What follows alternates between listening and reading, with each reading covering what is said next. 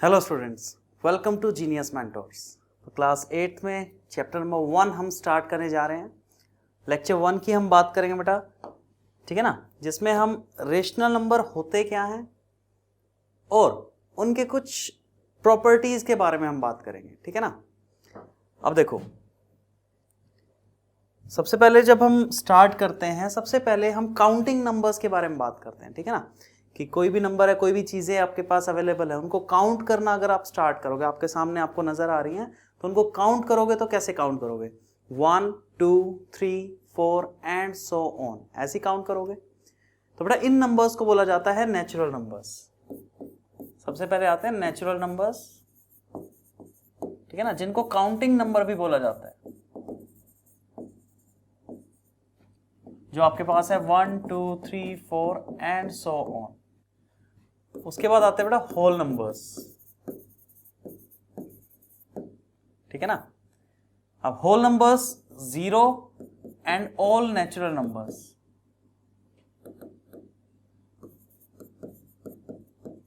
Zero और सारे के सारे नेचुरल नंबर्स जो होंगे, ये जो सिंबल आपके पास नजर आ रहा है, ये जो 3 डॉट हमने लगाई है, इसका अपने आप में एक मतलब है।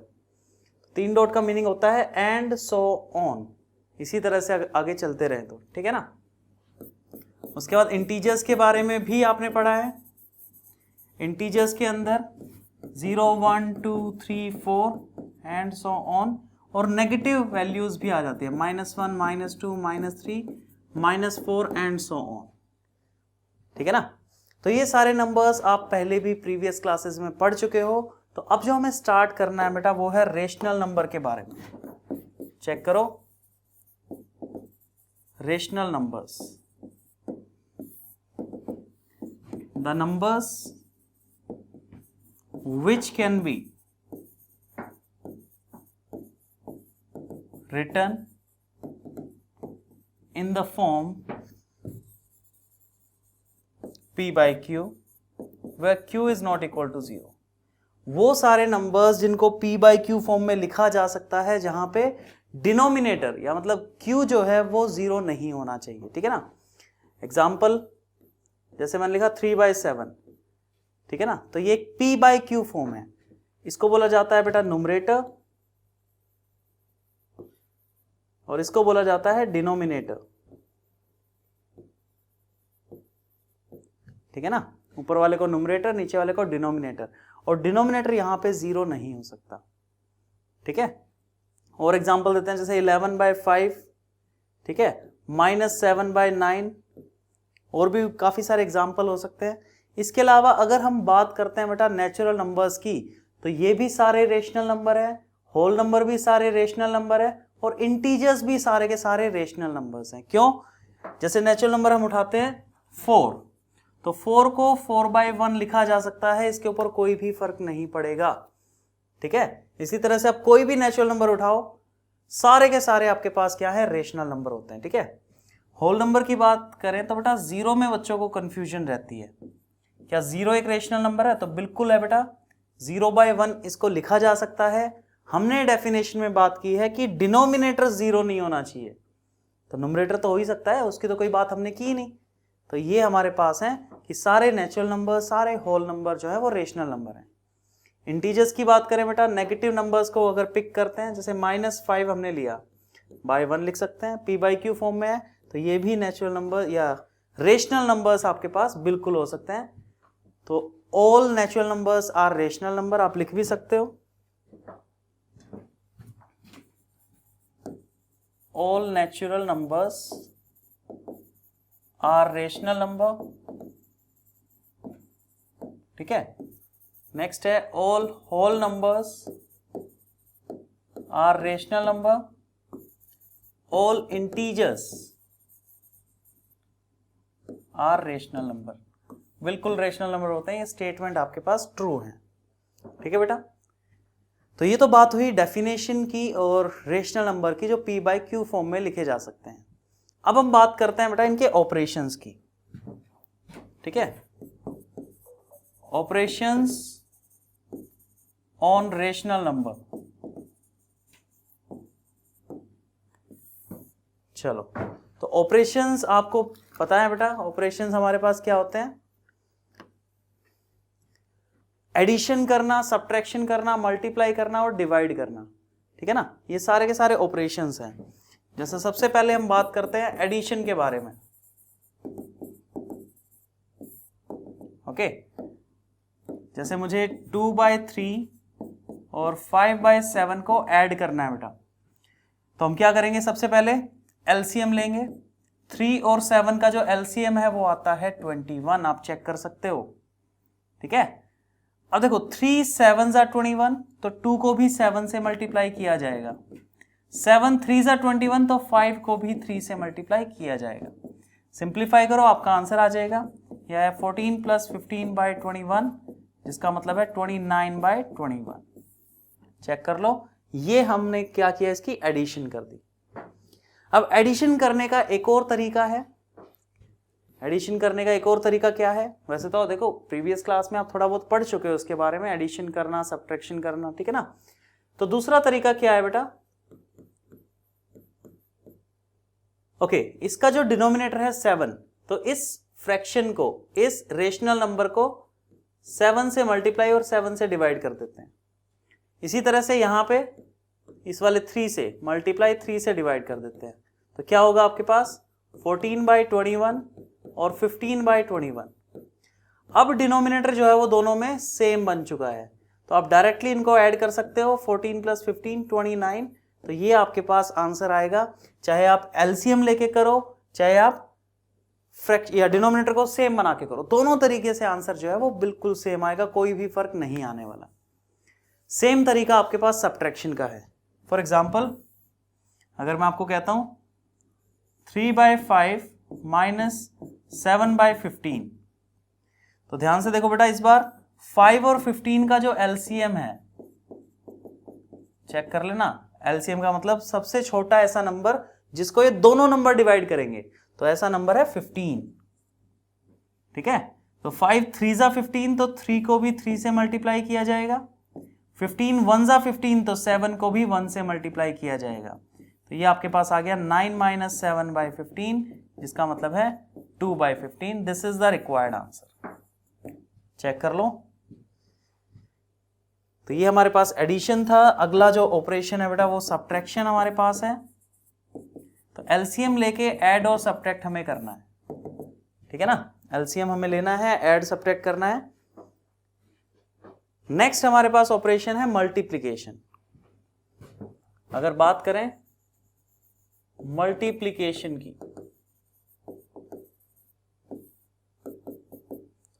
तो जैसे एक रेशनल नंबर 3/15 को मल्टीप्लाई करना है 2/7 के साथ, ठीक है। तो मल्टीप्लाई करना कोई बड़ी बात नहीं है बेटा, न्यूमरेटर की मल्टीप्लाई न्यूमरेटर के साथ, डिनोमिनेटर की मल्टीप्लाई डिनोमिनेटर के साथ। चेक कर लो, तो ये हमारे पास आएगा 6 डिवाइडेड बाय 105। तो ये आपका रिक्वायर्ड आंसर हो जाएगा। अगर ये डिवाइड होता है किसी चीज से तो आप डिवाइड भी कर सकते हो, सिंप्लीफाई कर सकते हो, ठीक है। और एग्जांपल ले सकते हो बेटा, जैसे हमें गिवन है 3:1/2 मल्टीप्लाई 7:1/3। तो इस नंबर को थोड़ा सिंप्लीफाई करेंगे बेटा।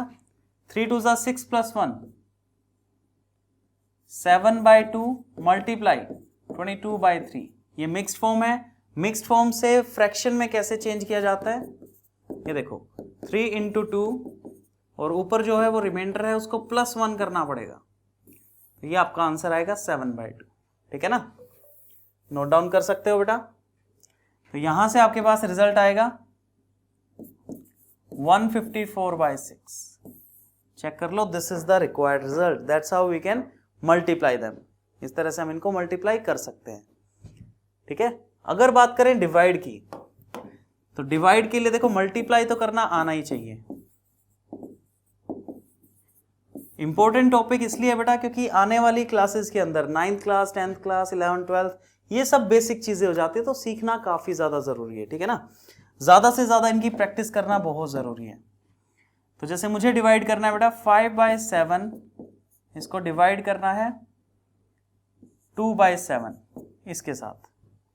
थोड़ा डिवाइड जो है वो मल्टीप्लाई में चेंज हो जाएगा अगर इस टर्म का हम रेसिप्रोकल कर दें 7/2। तो रिजल्ट आपके पास कितना आएगा 5/2, this is the required answer.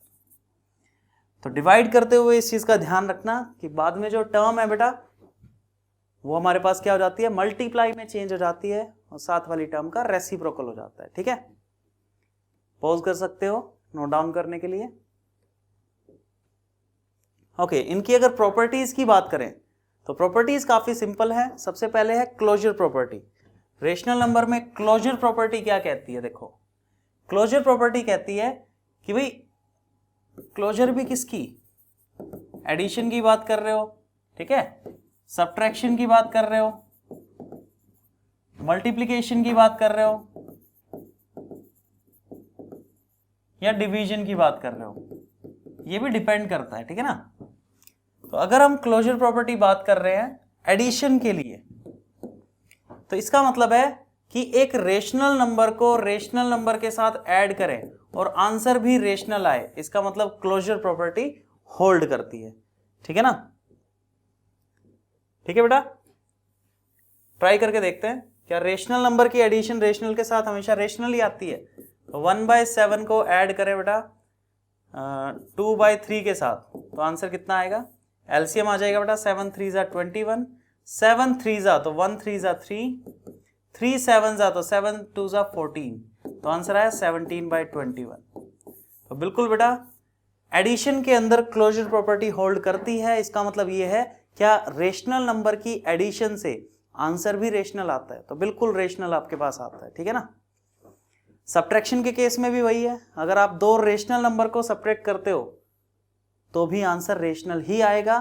ठीक है ना, इसका एग्जांपल पहले भी किया था, दोबारा कर सकते हैं। 1/2 - 1/3 करते हैं, एलसीएम 6 आएगा, 3 - 2 तो 1/6, this is the required answer. Check कर लो रेशनल आ रहा है क्या, मल्टीप्लाई करने से भी रेशनल आएगा, बिल्कुल। अच्छा, रेशनल कब नहीं आएगा, रेशनल तब नहीं आएगा बेटा जब डिनोमिनेटर में जीरो आए। तो एडिशन सब्ट्रैक्शन से डिनोमिनेटर पे तो कोई फर्क आएगा नहीं ना, एलसीएम लेना है हमें एडिशन में भी सब्ट्रैक्शन में भी। अब किसी चीज का एलसीएम जो है वो जीरो तो नहीं हो सकता, सही है ना। ऐसी अगर आप मल्टीप्लाई करते हो, रेशनल नंबर्स हैं 3/7 मल्टीप्लाई 21/16, तो बेटा 7 3 21, तो ये आ जाएगा 9/16, ये आंसर हो गया। तो यहां पे भी आप मल्टीप्लाई कर रहे हो डिनोमिनेटर्स की जो कि आपके पास जीरो भी नहीं है, तो आपके पास जीरो कैसे आ सकता है। तो क्लोजर प्रॉपर्टी मल्टीप्लाई में भी होल्ड करती है। डिवाइड की बात करें बेटा तो 7/2 एक रेशनल नंबर है और 0/1 ये भी एक रेशनल नंबर है, तो 7/2 मल्टीप्लाई 1/0, तो ये 7/0 आ गया, it is not a rational number. ठीक है ना, तो डिवाइड के केस में क्लोजर प्रॉपर्टी होल्ड नहीं करती। हमें यही बातें करनी है कि कहां पे क्लोजर प्रॉपर्टी होल्ड करती है, कहां पे नहीं करती। ओके, अभी हमारे पास और भी प्रॉपर्टीज हैं, for example commutative property. Check करो बेटा, कम्यूटेटिव प्रॉपर्टी की बात करें, जैसे एडिशन की बात करते हैं तो क्या a + b करने से b + a आता है। सब्ट्रैक्शन की अगर बात करें, क्या a - b करने से b - a आएगा, बिल्कुल भी नहीं आता। मल्टीप्लिकेशन की बात करते हैं, क्या a × b करने से b × a आता है। और डिवीजन की अगर बात करें तो क्या a / b करने से b / a दोनों बराबर आते हैं, बिल्कुल नहीं आते। चेक कर सकते हो बेटा, अभी एग्जांपल से हमें क्लियर हो ही जाएगा। तो कम्यूटेटिव प्रॉपर्टी यही कहती है। अब देखो मेनली जो प्रॉपर्टीज हैं बेटा वो सिर्फ और सिर्फ एडिशन में और मल्टीप्लिकेशन में होल्ड करती हैं। ठीक है, जो मेन हमारे पास जो प्रॉपर्टीज हैं जितनी भी हम पढ़ेंगे एडिशन मल्टीप्लिकेशन में होल्ड करेंगी, लेकिन सब्ट्रैक्शन और डिवीजन में नहीं करेंगी। ठीक है, ये आप नोट डाउन कर सकते हो इसको। तो चेक आप सिर्फ एडिशन और मल्टीप्लिकेशन में करोगे तो भी काफी है। जैसे 2/3 + 1/3, तो आंसर आएगा बेटा 3/3 दैट इज इक्वल टू 1, क्योंकि डिनोमिनेटर सेम है, डायरेक्ट आप इनको ऐड कर सकते थे। अच्छा, 1/3 और 2/3 को ऐड किया जाए तो भी 3/3 और ये 1 आ रहे हैं, देखो दोनों बराबर है। आप इस टर्म को पहले लिखो या इस टर्म को पहले लिखो, आंसर आपके पास सेम आता है। लेकिन सब्ट्रैक्शन में ऐसा नहीं होगा बेटा, अगर आप 2/3 माइनस 1/3 करते हो तो 1/3 आएगा, और 1/3 माइनस 2/3 करते हो तो माइनस 1/3 आएगा। दे आर नॉट इक्वल, ये दोनों बराबर बिल्कुल भी नहीं आएंगे। सब्ट्रैक्शन में हमेशा माइनस का फर्क आएगा, हमेशा, ठीक है ना। मल्टीप्लाई में चेक करते हैं बेटा, 1/3 मल्टीप्लाई 2/3 तो आंसर आएगा 2/9, और 2/3 मल्टीप्लाई 1/3 तो आंसर आएगा फिर से 2/9। चेक कर लो, तो बिल्कुल यहां पे मल्टीप्लिकेशन के अंदर कम्यूटेटिव प्रॉपर्टी होल्ड कर रही है, ठीक है बेटा। आगे बात करते हैं डिवीजन की, तो 2/3 डिवाइडेड बाय 1/3, इसका मतलब है 2/3 मल्टीप्लाई 3/1, तो आंसर कितना आ गया बेटा 2। और अगर करते हैं 1/3 डिवाइडेड बाय 2/3 तो आंसर कितना आता, 1/3 मल्टीप्लाई 3/2। चेक करो, आंसर जो है वो रेसिप्रोकल आपके पास आ रहा है। यहां पे 2 आ रहा था तो यहां पे 1/2 आएगा, ठीक है ना। तो डिवाइड में भी कम्यूटेटिव प्रॉपर्टी होल्ड नहीं करती, यहां पे भी नहीं करेगी, यहां पे भी नहीं करेगी। हाँ, इन दोनों केसेस में बिल्कुल कर रही है, चेक कर सकते हो, ठीक है बेटा। ओके, नेक्स्ट क्वेश्चन की बात करते हैं, या नेक्स्ट प्रॉपर्टी की बात करते हैं। देखो, एसोसिएटिव प्रॉपर्टी। तो अब बात करेंगे बेटा, देखो सब्ट्रैक्शन में और डिवीजन में होल्ड नहीं करती बेटा ये प्रॉपर्टीज, ठीक है ना। तो हम बात करेंगे सिर्फ और सिर्फ एडिशन की। a प्लस बी प्लस सी, आप इन दो को पहले ऐड करो या इन दो को पहले ऐड करो, रिजल्ट आपके पास सेम आता है। और बात करें मल्टीप्लिकेशन की, ठीक है ना, तो a multiply B multiply C करो या a multiply B multiply C करो, तो रिजल्ट आपके पास बिल्कुल सेम आता है, कोई भी फर्क नहीं आता। तो एडिशन में और मल्टीप्लिकेशन में प्रॉपर्टीज होल्ड करती हैं। तो यहां पे देखो, अगर हम ऐड करते हैं बेटा 4/3 प्लस 1/5 प्लस 2/7, तो रिजल्ट आपके पास कितना आएगा, 4/3 तो एज इट इज, इन दोनों की एडिशन करनी है, तो 7 और 5 का एलसीएम आता है बेटा 35।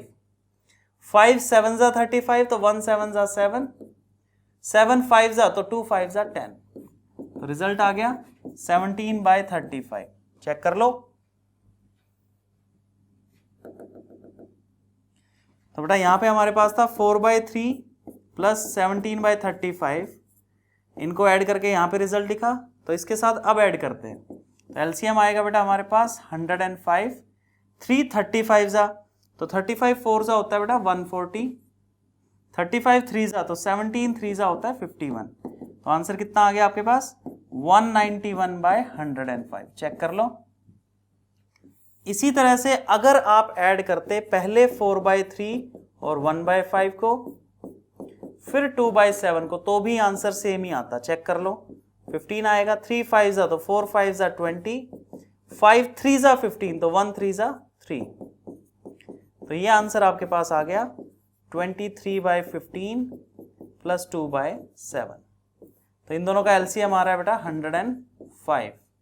15 7 जा 105, तो 23 7 जा कितना होगा बेटा, 7 3 जा 21, 7 2 जा 14, 161, 7 15 जा 105, तो 2 15 जा होगा बेटा 30, तो अभी भी आंसर आपके पास आ गया 191/105। चेक कर लो बेशक से, ये रिजल्ट आपके पास आ रहा है, चाहे आप इन दो नंबर्स की पहले एडिशन करो या इन दोनों नंबर की, तो एडिशन के अंदर एसोसिएटिव प्रॉपर्टी होल्ड करती है, ठीक है।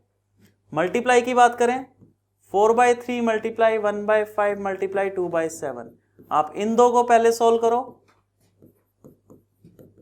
या इन दो को पहले सोल्व करो, आंसर जो है वो सेम आएगा। चेक कर लो बेशक से। चलो इस तरफ सोल्व करते हैं इसको, तो 4/3 मल्टीप्लाई यहाँ पे आएगा 2/35, तो 35 3 जा 105 हो जाएगा, 3 35 जा तो ये फिर से आएगा आपके पास 140, 35 3 जा तो 146/105 आ गया बेटा। और इनको पहले करते 4/15, अच्छा यहाँ पे हमने एडिशन कर दी, एडिशन नहीं करनी थी, मल्टीप्लाई करना था, 4 2 जा 8 डिवाइडेड बाय 105 बेटा, थोड़ा सा ध्यान रखना इसका, मल्टीप्लाई कर रहे हैं, तो ये 4/15 हो गया 2/7 के साथ, फिर से कितना आ गया 8/105। चेक कर लो, this is the required result. दोनों का रिजल्ट सेम आ रहा है, तो हम ये बिल्कुल कह सकते हैं कि एसोसिएटिव प्रॉपर्टी एडिशन में भी मल्टीप्लिकेशन में भी दोनों में सेटिस्फाई करती है। पॉज कर सकते हो बेटा नोट डाउन करने के लिए। ओके, नेक्स्ट है the role of zero. Zero का क्या रोल होता है बेटा?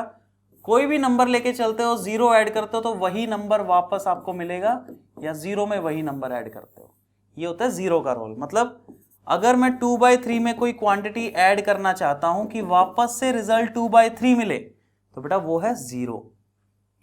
इसी तरह से आपके पास एक 1 भी होता है जो मल्टीप्लाई में काम आता है। मतलब किसी भी नंबर को आप किसी नंबर से मल्टीप्लाई करना चाहते हो कि रिजल्ट वही आए, तो बेटा ये होगा आपके पास 1, वही रिजल्ट आएगा। मल्टीप्लाई आप चेक करके देख लो, यही होता है आपके पास रोल ऑफ 0 एंड 1। 0 काम आता है एडिशन में, 1 काम आता है मल्टीप्लाई में, ठीक है ना। 0 ऐड करने से उस नंबर पे कोई फर्क नहीं पड़ेगा, 1 मल्टीप्लाई करने से उस नंबर पे कोई फर्क नहीं पड़ेगा। काफी इंपॉर्टेंट चीजें हैं जब हम क्वेश्चंस करेंगे। इसी तरह से बेटा नेगेटिव ऑफ अ नंबर क्या होता है? देखो, अगर आपके सामने 3/2 एक नंबर है, मुझे इसमें कोई क्वांटिटी ऐड करनी है, आंसर कितना आना चाहिए? 0, मतलब कुछ भी नहीं बचना चाहिए। तो बेटा इसी नंबर का नेगेटिव आप इसमें ऐड करके देखो, आपका रिजल्ट 0 आएगा। ये देखो एलसीएम 2 आ गया, 3 - 3 कितना आ गया? 0/2, दैट इज इक्वल टू 0। ये होता है नेगेटिव ऑफ अ नंबर, कि एक नंबर में क्या ऐड किया जाए कि आंसर जो है वो 0 आएगा, तो उसी नंबर का नेगेटिव। तो नेगेटिव अगर निकालना हो आपको, अच्छा, नेगेटिव ऑफ अ नंबर को बोला जाता है बेटा एडिटिव इनवर्स। एडिटिव इनवर्स का मतलब है ऐसा नंबर जो ऐड करने से 0 रिजल्ट देगा। तो किसी भी नंबर का a/b अगर आपके पास है, इसका एडिटिव इनवर्स आपके पास हो जाएगा -a/b, ताकि दोनों को जब ऐड करोगे तो आंसर कितना आएगा? 0 आएगा। तो ये रोल होता है हमारे पास नेगेटिव ऑफ अ नंबर का। चेक कर सकते हो बेटा। रेसिप्रोकल का क्या रोल होता है? ये देखो 3/7, इसको किससे मल्टीप्लाई किया जाए कि आंसर 1 आएगा? तो जो 0 और 1 का जो रोल हम पढ़ रहे थे वो यहां पे भी है, ठीक है ना। 3/7 को किससे मल्टीप्लाई किया जाए कि आंसर 1 आएगा? तो बेटा मैं आपको बता दूं 7/3 से, ताकि ये इससे कैंसिल हो जाए, ये इससे, आंसर कितना आएगा? 1 आएगा। तो रेसिप्रोकल को क्या बोला जाता है बेटा? Multiplicative inverse. इसको मल्टीप्लिकेटिव इनवर्स भी बोला जाता है। ये चीज काफी इंपॉर्टेंट है, नोट डाउन कर सकते हो। आपको क्वेश्चन में ये नहीं गिवन मिलेगा कि इसका रेसिप्रोकल करके दिखाओ। रेसिप्रोकल वर्ड भी यूज हो सकते हैं, या मल्टीप्लिकेटिव इनवर्स फाइंड करो, ये चीज आपको गिवन हो सकती है क्वेश्चन के अंदर, ठीक है बेटा। ये रोल होता है हमारे पास मल्टीप्लिकेटिव इनवर्स का। मतलब कोई भी नंबर है, इसको इसी के रेसिप्रोकल के साथ मल्टीप्लाई करो, आंसर हमेशा ही 1 आएगा। If a number is multiplied with its reciprocal, result is always 1, ठीक है बेटा। नेक्स्ट आपके पास है distributive of multiplication over addition. मतलब किसी नंबर की मल्टीप्लाई b + c से करते हैं, ये देखो, तो इसका मतलब है a की मल्टीप्लाई b के साथ होगी, प्लस फिर a की मल्टीप्लाई c के साथ होगी। इसका एक एग्जांपल ले लेते हैं। ये देखो, अगर 3/4 की मल्टीप्लाई करनी है बेटा 2/3 प्लस 7/9 के साथ, तो कैसे करोगे? आप प्रॉपर्टी लगा सकते हो, आप इनको ऐड करके मल्टीप्लाई करोगे तब भी वही आंसर आएगा, या 3 × 4 की मल्टीप्लाई 2/3 प्लस 3/4 की मल्टीप्लाई 7/9, दोनों से सेम ही आंसर आएगा। चेक कर लेते हैं, ठीक है। पहले इसको सोल्व करते हैं। 3/4 मल्टीप्लाई, इन दोनों का एलसीएम आ रहा है 9, 3 3 = 9 तो 2 3 = 6, 9 1 = 9 तो 7 1 = 7, तो ये आ गया बेटा 3/4 मल्टीप्लाई 13/9, 3 1 = 3, 3 3 = 9। चेक कर लो बेटा कितना आ गया आपके पास? 13/12। This is the required answer. अगर ये प्रॉपर्टी अप्लाई करते तो भी यही आंसर आना था, आप चेक कर सकते हो। 3 से 3 कैंसिल हो रहा है, 2 1 = 2 2 = 4, तो 1/2 बचा, 3 3 = 9, यहां पे बचा 7/12। अब एलसीएम आपके पास आ रहा है बेटा 12, चेक कर लो, 2 6 = तो 1 6 = 6, 12 वन जा 12 तो 7 वन जा 7, तो आंसर आ गया 13/12। तो दोनों से ही आपके पास सेम रिजल्ट आएगा और यहां पे हमारी डिस्ट्रीब्यूटिव प्रॉपर्टी इस तरह से होल्ड करती है रेशनल नंबर्स के लिए भी। इन चीजों का आपको ध्यान रखना है, ठीक है ना। चेक कर सकते हो बेटा, पॉज कर सकते हो नोट डाउन करने के लिए। थोड़ा ये हमने पढ़ा कुछ रेशनल नंबर्स के बारे में, उनके ऑपरेशंस के बारे में, कैसे उनकी एडिशन, सब्ट्रैक्शन, मल्टीप्लिकेशन या डिवीजन की जाती है। उसके अलावा हमने कुछ प्रॉपर्टीज भी पढ़ी, closure property, commutative property, associative property और डिस्ट्रीब्यूटिव प्रॉपर्टी।